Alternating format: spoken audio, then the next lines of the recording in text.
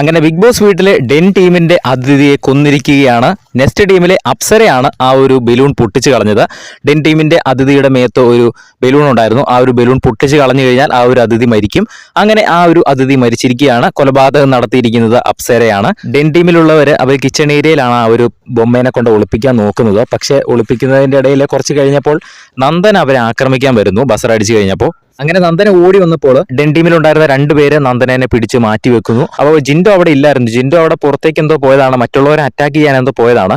ആ ഒരു സമയത്ത് അപ്സരെ കൂടി അങ്ങോട്ട് ചെല്ലുന്നു, ഡെൻ ടീമിന്റെ ആക്രമിക്കാൻ വേണ്ടി ചെല്ലുന്നു. അങ്ങനെ നന്ദനെ അവർ രണ്ടുപേരും നോക്കിയ സമയത്ത് അപ്സര പുറകെ കൂടെ വന്ന ആ ഒരു ബലൂൺ പൊട്ടിച്ച് കളഞ്ഞിട്ട് അങ്ങ് പോകുന്നു. അങ്ങനെ നൈസായിട്ട് അപ്സര വന്ന് അവരുടെ ആ ഒരു ബലൂൺ പൊട്ടിച്ച് അവരുടെ അതിഥിയെ കൊന്നു കളഞ്ഞിട്ട് നൈസായിട്ട് അപ്സര തിരിച്ചു പോയി.